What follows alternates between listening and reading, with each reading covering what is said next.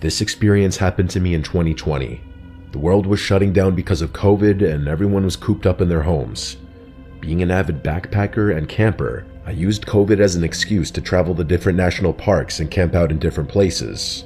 One of those places was a creek in Rocky Mountain National Park, Colorado.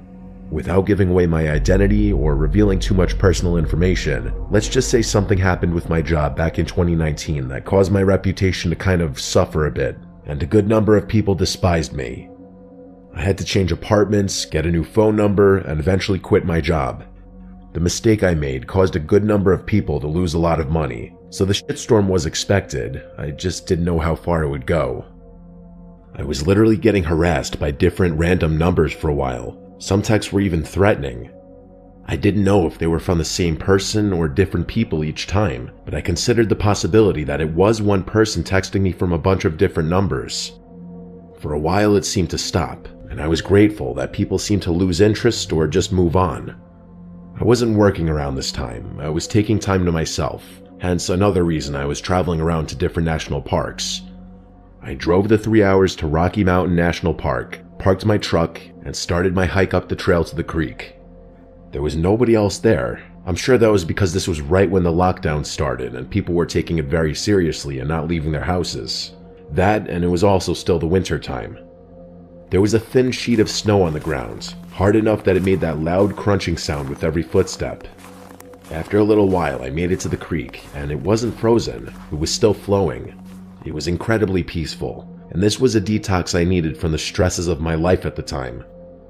I found a place a little ways off the path to set up camp. After the tent was set up, I chopped up some wood, started a fire, and cooked some sausages on the stove. Then I started reading my book by the fire. After finishing a few chapters, it was getting dark out. Thank God for headlamps. I rolled a J and started smoking it. After a few hits, I felt my phone start going off. Honestly, apart from my family, I don't have a lot of people texting me, so I pulled out my phone from my jacket pocket and saw a bunch of texts from an unknown number. My heart skipped a beat when I realized it was happening again. The texts were from a number with a 203 area code, which I looked up to be Connecticut. Whoever it was texted me saying, "How's your camping going, buddy?" The second text said, "It's beautiful out here." The third text said, "I see why you came up here."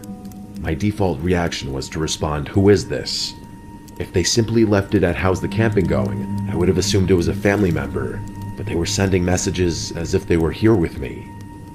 The weed had already entered my system and I was definitely high. This did not help my anxiety one bit. I felt extremely paranoid and started looking around me, standing up and doing a complete 360, looking in every direction out to the increasingly darkening woods. I went to get my P365 handgun from my bag just to make me feel safer. Usually I'd put a fire out before calling it a night, but as paranoid as I was feeling now, the thought of being in total darkness freaked me out. I went into the tent and crawled onto my sleeping bag. I stared at my phone, at the texts, waiting for a response which didn't come. Minutes dragged on, and I just wanted the weed to wear off, honestly. I still had my headlamp on, so I tried to continue where I left off in my book, but between being high and my mind being stuck on those texts, I was kidding myself thinking I could read. I decided to just watch YouTube videos on my phone to pass the time. I didn't feel comfortable going to sleep just yet. I was watching some murder documentary on YouTube. I know, a pretty interesting choice considering the setting, and when I least expected it, I got another text. A response to my question before. They responded, "Doesn't matter anymore." My heart started racing all over again. I replied back, "How did you know I'm camping?" But once again, no response after this. The anxiety of this situation was weighing heavier and heavier on me. Was this a prank by a friend or family member? Or was this one of those people harassing me again? But if it was the latter, how would they know I'm camping? That's the really uncomfortable part. I managed to kill an hour just watching videos on my phone, and I noticed the glow from the fire outside was growing dimmer and dimmer as the fire died down to almost nothing. In the wintertime, without the sound of bugs, the woods are dead silent apart from wind on a windy night. The second a video would stop playing, the silence would become deafening. Usually I'd embrace the peace, but my peace was completely disturbed because of these texts. Something then broke the silence. the unmistakable sound of human footsteps in the snow. They approached my tent until they were only maybe 6 feet from outside the tent. Then the footsteps stopped. I had the gun tightly gripped in my hand, ready to turn the safety off. There was suddenly a flash from outside.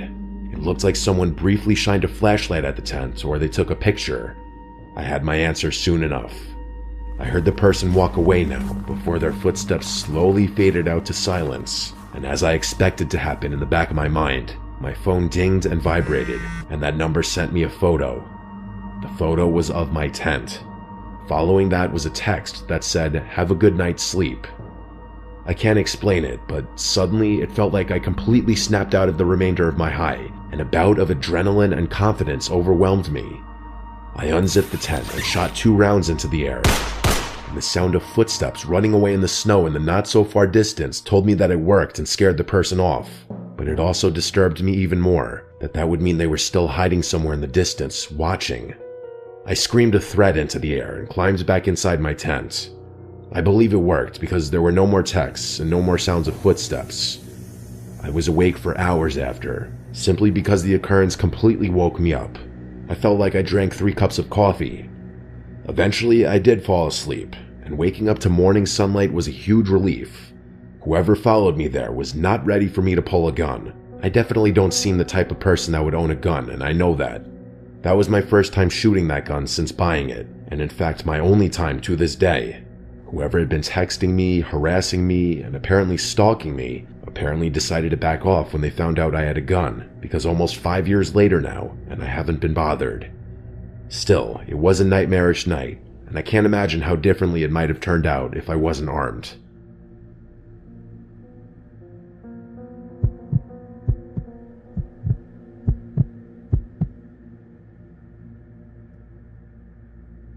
During my childhood, every year my family would have a tradition where we'd all go up to northern Michigan for a weekend in October.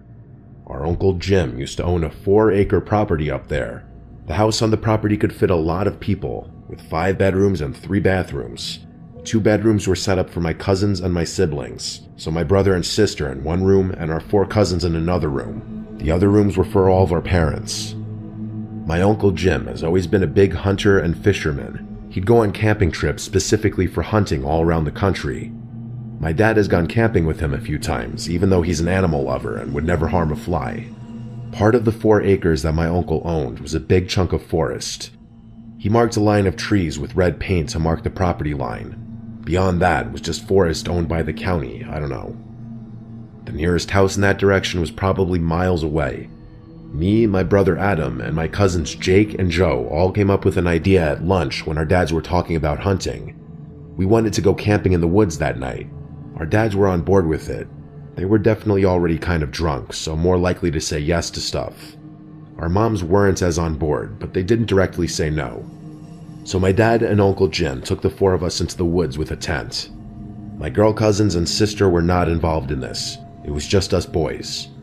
They led us into the woods, and when Joey, the youngest of us, started complaining that it's too far, they started laughing. That's how our dads are when they're together, especially when they drink. They loved messing with us as kids.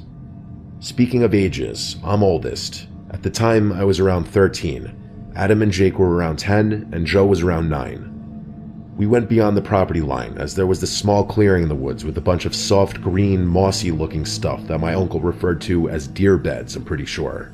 He said it was perfect for a campsite, and that he's used it before. My dad and Uncle Jim kind of gave us a half-drunk lesson on setting up a tent. They made us help out so that it wasn't just them doing all of the work. It was a really big tent, big enough for 4 people, especially kids. Once it was set up, we put our sleeping bags inside. We did this during the day because obviously it was infinitely easier than doing it at night. After all of that, we went back to the house and played games outside until dinner time. At dinner, our moms again expressed that they weren't fans of this idea, that we were too young to be out in the woods alone. Our dads insisted that we'd be fine, and I remember my dad making a joke that we'd be close enough for them to hear our screams if something were to go wrong. It wasn't until later on that our dads led us back into the woods to the tent. We all had flashlights and extra blankets since it was cold at night. I also brought a deck of Uno cards for us to play. When we all got situated in the tent, my dad and Uncle Jim left back to the house. We were suddenly alone in the woods. Honestly, we weren't as close to the house as you think. We were deep enough into the woods where you couldn't see any light from the house. We started playing Uno for a while. I'd say half an hour at least. Playing Uno is actually a really good time killer. It passes the time really well. The tent was lit up by our flashlights arranged in a circle. All was fun and swell, until we heard a scream in the distance. It sounded like a girl's scream. We all went silent and looked at one another with the same faces. I then remembered that Fox's screams sound like the scream of a woman, so I told everyone that. I saw how freaked out Joe was especially, but my statement calmed everyone down. We continued to play Uno. I actually won like every single round. At that point, no one had mentioned the scream again. It was most likely out of all of our minds. But it happened again, and much louder and closer this time. This time, it sounded a lot more human. We all went silent again. This time, even I was freaked out. Joe looked like he was going to cry. I told everyone to turn their flashlights off. We crawled to our respective sleeping bags and sat in the darkness. None of us had the courage to run out into the woods back to the house. It's that fear of running and being chased, and just catching the attention of whatever was out there with the sound of our footsteps. Somehow hiding inside of a cloth tent felt like the safer option, so we waited and waited in silence. We still whispered amongst each other, wondering if it could still be a fox. I was truthful and said, I don't know, hopefully. I don't know who heard it first, but we all sprung up and looked at one another again when we heard very fast footsteps crunching the leaves approaching the tent. Then they stopped, and there was an ear-piercing, gut-wrenching scream that sounded like a girl or woman's scream. It was right outside the tent, and the tent started shaking violently. All of us started screaming. Jake and Jim were screaming in fear, while my brother and I were screaming stuff like, "Get out of the tent." I unzipped the door to the tent, and one by one, we all ran into the woods with our flashlights on, the only reason we could see anything. That run back to the house was the most on-edge moment of my life, like a life or death kind of feeling. We made it to the property screaming the whole way, and our entire family was already outside in response to it. All four of us made it back safely. We explained the screams and the tent shaking, and they were all shocked and horrified based on their reactions. Then I noticed our cousins Jamie and Christina and my sister weren't outside. I called out my dad and uncle, accusing them of sending one of the girls to scare us, but when he showed us that the girls were already in bed, that's when it was clear. Someone we didn't know was out in the woods. Our dads went out to the woods with a couple of rifles and returned after a while, having found nobody. The next day, we all helped in bringing the tent and other stuff back to the house. Obviously, you can guess that was a one-and-done thing. We never camped out in those woods again. Hell, we didn't even play outside after dark anymore. What kid would after such an experience? My guess is as good as anybody's as to who was outside of our tent and why they were doing what they did.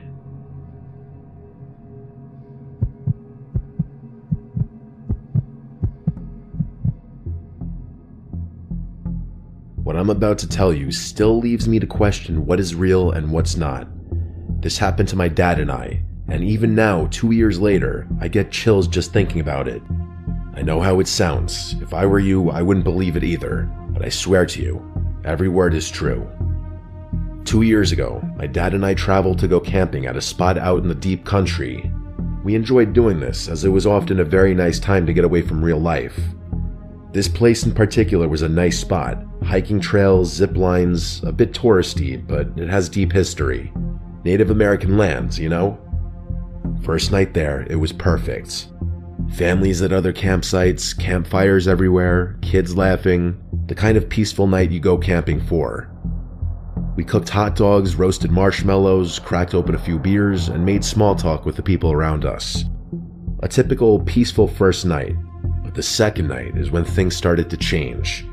The staff told us we were the only ones in the park. Nobody else booked a site at first. We were psyched. A whole campground to ourselves, it sounded peaceful. We spent the day hiking, fishing, taking it slow. At one point, we listened to a scary podcast while sitting by the river, because, why not lean into the spooky atmosphere? We We thought we were being funny. By the time the sun started setting, we were feeling good. A little buzzed from the beers, tired in that satisfying way after a long day outdoors. We decided to head to the park's information center to charge our phones and grab some snacks before it got too dark. The walk back to our campsite, that's when the unease set in. The woods felt different. The air was heavier. The sky had this weird tint, like twilight didn't want to leave. My dad turned to me and said, "Doesn't this feel off, like we're in some kind of dream?" And he was right, it did. The forest felt endless, stretching out in every direction. My chest got tight. I couldn't shake the feeling that we weren't alone. We didn't say much after that, just kept walking, both of us glancing over our shoulders like we expected to see something lurking in the trees. Back at camp, we stayed close to the fire. We didn't really talk about the weird feeling. We didn't need to. It was like we both silently agreed to keep things normal, pretending nothing was wrong. We roasted marshmallows, played music, even smoked some weed to try and distract ourselves. Not the typical father-son moment you would expect, but by the time the sun dipped below the trees, we could no longer see what was in front of us, except for the fire. That's when the uneasy feeling had grown into something worse. As we sat by the campfire and roasted some s'mores, I want to say at about 9 o'clock, we heard a noise. It was a bang, as if a tree fell. It came out of nowhere, loud and close. It echoed through the woods from the direction of the river, maybe 100 yards away. We grabbed our flashlights and pointed them toward the sound, but there was nothing. No movement, no glowing eyes, nothing. Bigfoot, we joked, nervous laughs slipping out, but neither of us believed it. A few minutes passed, then it came again, louder this time, farther off but the same sound, same weight. We shined our lights again, but the forest swallowed our flashlights, allowing us to see only the trees surrounding our tent. And then the third bang, closer. That's when the fear hit. Whatever it was moving toward us, like it was circling the campsite. Then, not even before we were able to collect our thoughts, the fourth bang happened. About 20 yards away, maybe less. That's when the real fear and adrenaline set in. Whatever high I had going from the weed was now long gone. My dad turned to me with his eyes wide. I saw the fear in his face. We agreed to get in the tent. We quickly scrambled and threw the last of the firewood onto the fire, hoping the flames would scare off whatever was out there. Then we scrambled into the tent, leaving everything else behind. I ran inside of the tent and quickly dropped to the ground, lying flat. My dad, moving a little slower, following right behind me. As he was about to get into the tent is when the loudest bang happened. So close it felt like the ground shook. My dad froze, staring out into the dark. I said his name, grabbing his attention as he stared in shock, then quickly jumping into the tent. He muttered, "It's standing there." "What's standing there?" I asked. "I don't know," he said, his voice trembling. It was like a wall of darkness. He sat by the zipper as I buried myself under my sleeping bag, trying to move as quietly as I could. He sat there clutching the only weapon we had, a small knife. Useless really, but it was all we had. Then came this vibration noise that is still hard to explain to this day. It started low, like a hum, but it wasn't just sound. It filled the air. It was a feeling inside of us, making our chests tight. I've never felt anything like it. My dad whispered, "You hear that?" I couldn't answer. I just nodded, too scared to make a sound, with the feeling as if we were being hunted. This went on for about 5 minutes as we sat in silence. And then, this other sound. It wasn't an animal, and it wasn't human. It was this guttural, alien-like noise, as I like to put it. It honestly sounded like the Demogorgon from Stranger Things. Nothing I have ever heard before. We stayed frozen in that tent, too scared to breathe, too scared to move. I had this small mesh window right by where I was laying, but I refused to look outside of it with the fear of being seen, just sitting there trying to control my breathing as my dad still sat there with the knife. And that's when the weirdest thing happened. In the middle of all of the chaos, we just blacked out. Neither of us remembered trying to fall asleep. My dad was still clutching the knife when we woke up, lying in the middle of the tent. I woke up on my back in a panic, as if something was standing over me. My first thought was to grab my phone to check the time, but it was dead. I asked my dad to check his. Dead too. Both had been fully charged the night before, making sure we had them working in case of an emergency. We stepped outside to pee. As we stood 5 feet from the tent and peed back to back, still scared out of our minds, we saw that it was still pitch black outside. The air was cold and still. The food we'd left on the table completely untouched. The fire we'd stoked before diving into the tent burned down to ash like it was never touched. The whole place felt wrong, like we shouldn't have been there. We waited the night out in the tent without saying much to each other, just trying to get some real sleep. We packed up in silence, not saying a word until we were in the car. When we finally talked about it, we realized we'd both felt the same thing that night. Watched and hunted, like something was waiting for us to slip up. We told my mom when we got back. She thought we were crazy, said maybe we got drugged or inhaled some weird gas, but it wasn't that. Whatever happened that night, it was real. We both experienced the same thing. To this day, we don't know what it was. We didn't see it, not fully, but my dad came closest. Whatever he saw, it wasn't human, and it wasn't natural. We never heard any similar story like ours. We haven't been back to that camping site since, or even gone camping since. I don't think we ever will.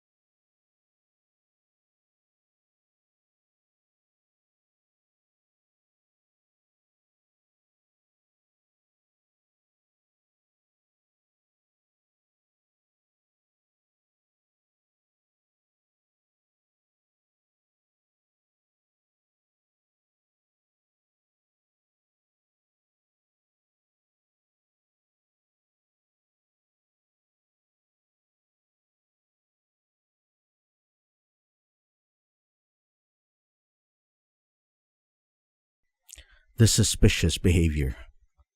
I'm a 24-year-old woman, and 3 years ago, when I changed jobs and moved to a new city, I live alone in a one-bedroom apartment.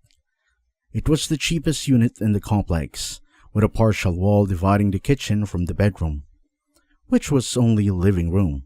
Despite its size, the apartment was quite nice and offered all the convenience I needed. Since I rarely spent much time there on weekends, I was satisfied with it.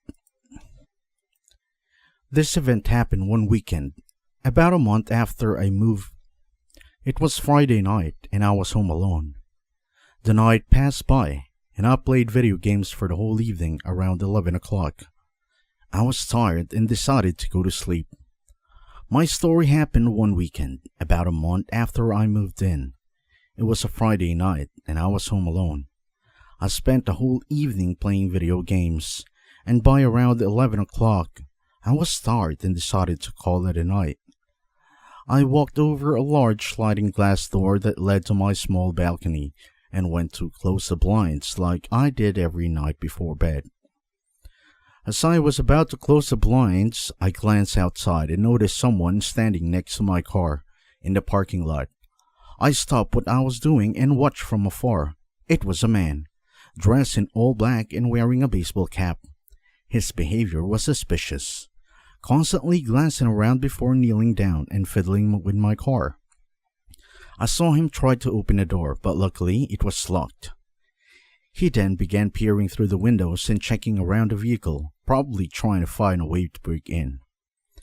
Deciding I'd seen enough, I opened the door and stepped out on the balcony, shouting, "Hey, what are you doing?" The man immediately looked up and saw me. I expected him to be scared of being caught and run, but instead he stood up and stared right back at me. For a few tense moments, he just stood there watching me. It was unsettling and unexpected, but I didn't want back down and yelled again, louder, repeating the same question. He didn't respond. He just kept staring. Then he slowly turned and began walking away from my car, straight towards my building. I watched as the guy walked all the way to the front doors of the apartment building, disappearing from my views. His intention seemed clear, but I couldn't tell if he entered since the doors were hidden. His odd behavior made me doubt if he actually wanted to break into my car or not, since, if it was really the case, the man must have run away. In the end, I tried to convince myself that he was just someone passing by and was relieved he hadn't broken into my car or done any damage. But I still felt uneasy about the possibility of being inside the building. I didn't recognize him, but then again, I didn't know many of my neighbors either. I went back inside, locked the sliding door, double-checked the front door, and then started getting ready for bed. I fell asleep quickly after that, but just 5 minutes later, I heard the clicking of someone trying to open my apartment door. Since my bed was quite close to the entrance, I heard the clicking noise clearly. I got out of the bed and cautiously walked over to check. The door was locked. Peeking through the peephole, I saw the man from outside by my car. Panic surged through me, and I banged the door, shouting, "Who's out there?" The clicking stopped, and when I looked again, his eyes were peering right back at me through the peephole. He was unbelievably bold. I hit the door hard and yelled, "I've already called the police," hoping to scare him off. It seemed to work because he hesitated. I kept watching, my heart pounding, as he stood there for a moment before knocking on the door. I didn't respond, holding my breath. After a tense silence, he finally turned and walked away. I was left with so many questions. Who was this guy? Why was he trying to break into my car? And why was he now at my door? The thought that he might live in the same complex made me deeply uneasy, but despite that, I eventually went back to bed. Thankfully, he didn't return to disturb my sleep that night. However, my worst fear came true. A few days later, when I encountered that creepy guy again, I arrived home from work one afternoon, parked my car in the parking lot, and then went inside the building. When I did, I got inside the elevator to take me up to the floor, which was the 4th floor. Right after I got inside, I saw the same man come into my view. He was walking down the hallway and headed towards the elevator. The guy was kind of far away, but after he saw me, he started speeding up and got right before it closed. It seemed like he was headed to the same floor as me, since he walked in and glanced at the buttons without pressing any number. With just that, I found myself trapped with him, standing frozen in the corner as he stood in front of me. It was terrifying, and I had no idea what he was going to do. To my surprise, he didn't do anything. It was as if he didn't recognize me, or maybe he was pretending not to. I wasn't sure. The elevator lifted to the 3rd floor, and a family of 3 stepped in, pressing the button for the 7th floor, which was 1 floor above mine. I let out a breath of relief, thinking I could walk out slowly, safely without being alone with him. When the elevator reached his floor, he walked out. Without even glancing back, I was left confused and immediately pressed the button to close the door. Once they shut, I quickly explained the situation to the family and asked if they could walk me to my apartment door. Thankfully, they agreed. We went down to my floor, and I made it to my room without any sign of the man. I thanked him and went inside. After that, he never came to my door again. I didn't encounter him. Still, for my own safety, I moved out of that apartment. A week later. Who's the woman at the door? My mother tragically passed away after giving birth to my little brother Noah. I was only 7 or 8 at the time. and the experience didn't just traumatize me for life, but also forced me to grow up far too quickly. With my mother gone, I had to take responsibility to take care of my brother. I never complained because I loved him dearly, but it was difficult and lonely, especially with our dad being a park ranger. He often had to leave us alone at night to patrol the woods and nearby campgrounds. One night, like any other, Dad had gone out to check the trails. He usually got back after midnight, but he wasn't worried about us being alone. We'd been raised to be tough and self-reliant. At the time, my brother Noah was 6, while I was 14. We lived in a small house, but it was firm and secure, so we never had to be afraid of anything, or that was what child minds thought. I remember it was weeknight. After helping Noah with his homework and finishing mine, we went to bed. Whenever Dad was away, Noah and I would sleep in the same room with a light on. He fell asleep first and I soon followed, drifting off the steady ticking of the old clock in the living room. I don't know how long I slept, but I woke suddenly to a strange noise. It wasn't a sound I recognized.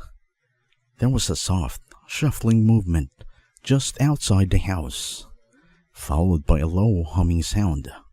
I thought maybe Dad had come early and was bringing in some firewood, but then I heard the back door creak open.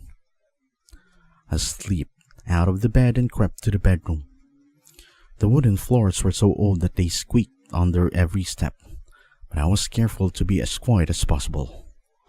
I peered into the dark hallway, and the hairs on the back of my neck stood on end. The back door was wide open, and a cold mountain air drifted in, carrying it with a faint smell of a damp earth that made me uneasy. My eyes quickly adjusted to the darkness. In an instant, I caught a glimpse of movement. Then I saw, next still haunts me to this day, a figure standing just inside the doorway. It was a tall, thin woman, her hair wild and tangled, her clothes tattered and hanging off her bony frame. She stood there, swaying slightly, humming softly to herself. I was frozen in place, my heart pounding so hard I thought she might hear it. Then without warning, she turned her head sharply toward me, and her eyes leapt. Her eyes were sunken, her face gaunt and pale, like something out of the nightmare. I screamed and slammed the door shut. My hands were shaking so badly that it took me two tries to get the latch through and lock the door. But a woman started pounding on the door, her voice shrill and desperate. "Let me in," she screamed. "Please, I need to see my children." I backed away, terrified, and ran to Noah, who was now awake and crying. I tried to calm him down, and he said he helped me pull the heavy cabinet by the bed to block the door. We struggled a lot, and my brother had tried as hard as he could, but he offered little help. The woman banged harder and harder at our bedroom door. Then she screamed out in rage, things that I could not forget.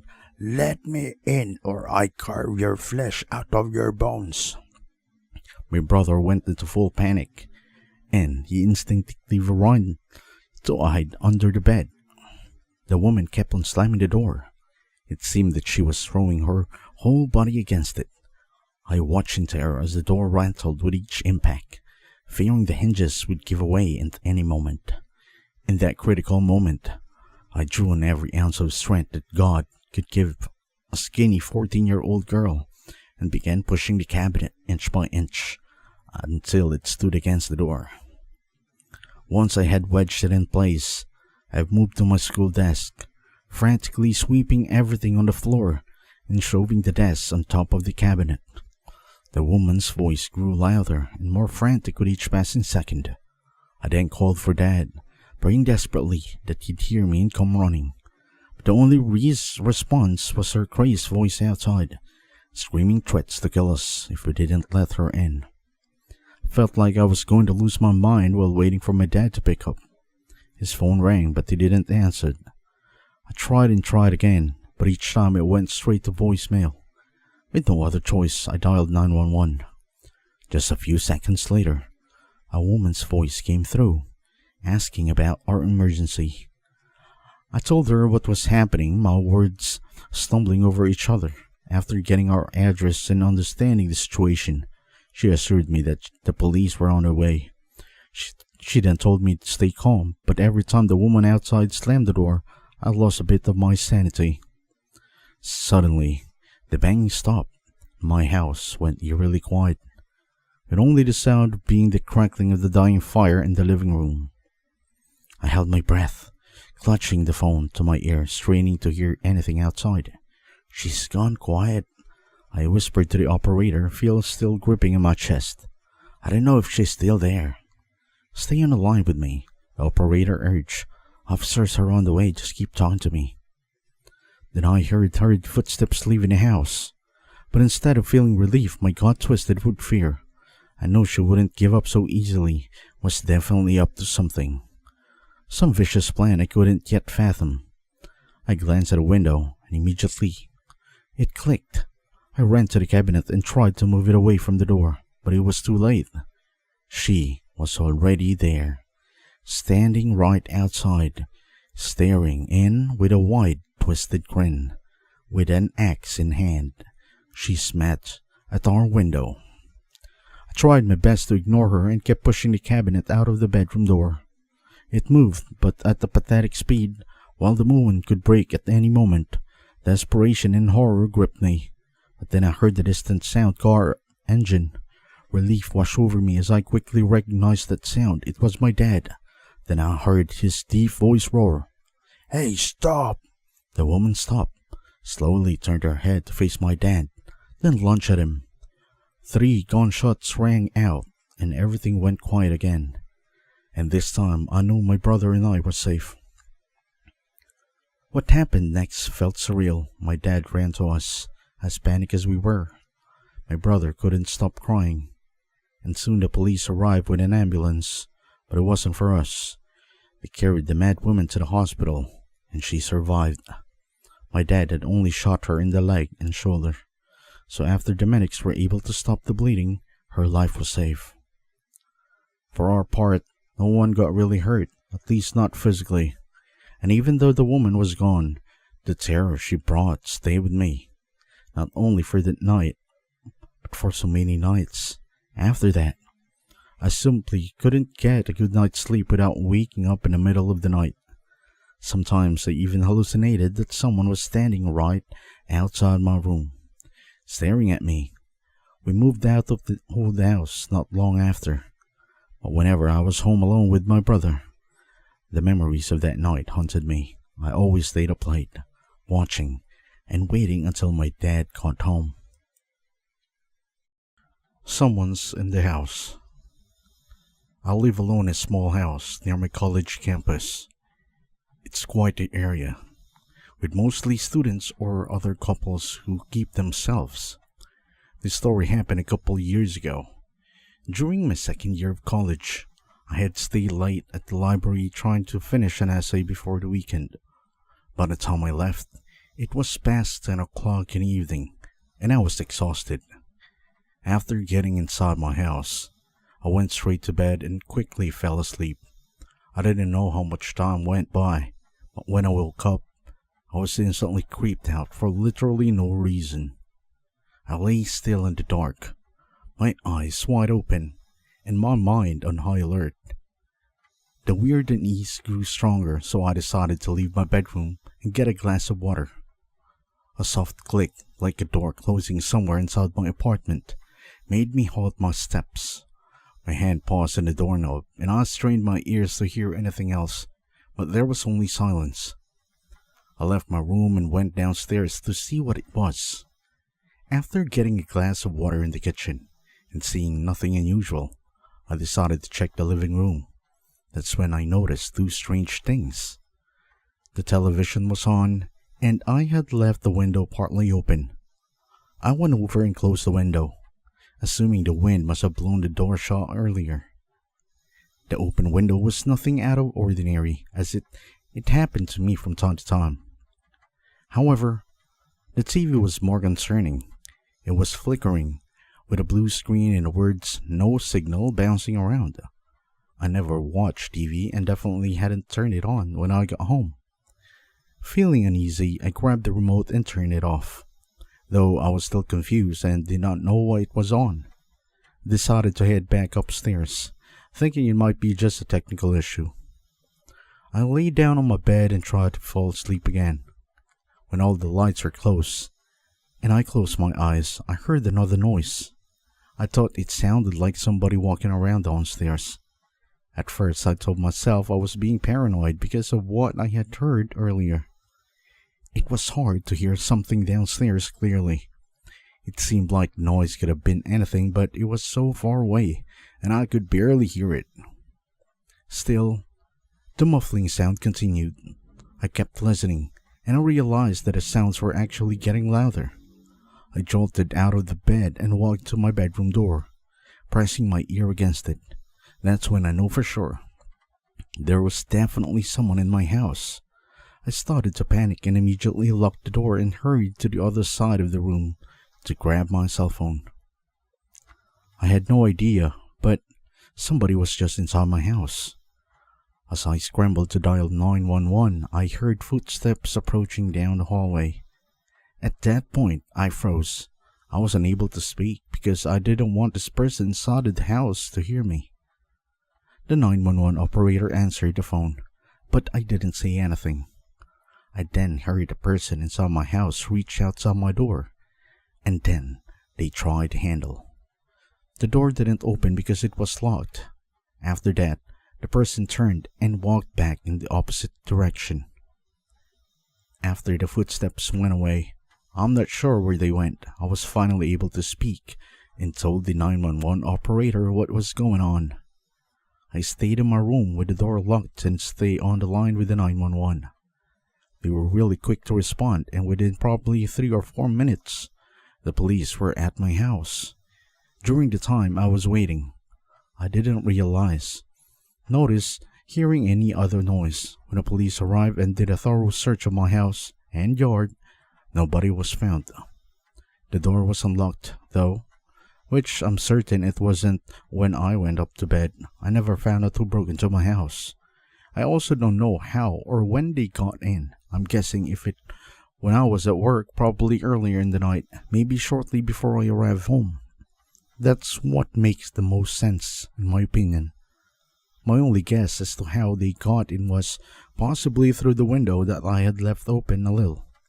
It's ironic that seeing open a window made me feel better, thinking the wind had blown the door shut when possibly intruder entered my house through that very window.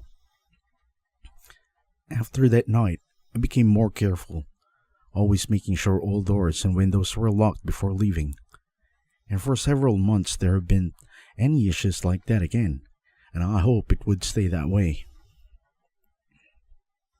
However, one winter night, I returned home after a movie night with my friend and discovered that every light in my house was on.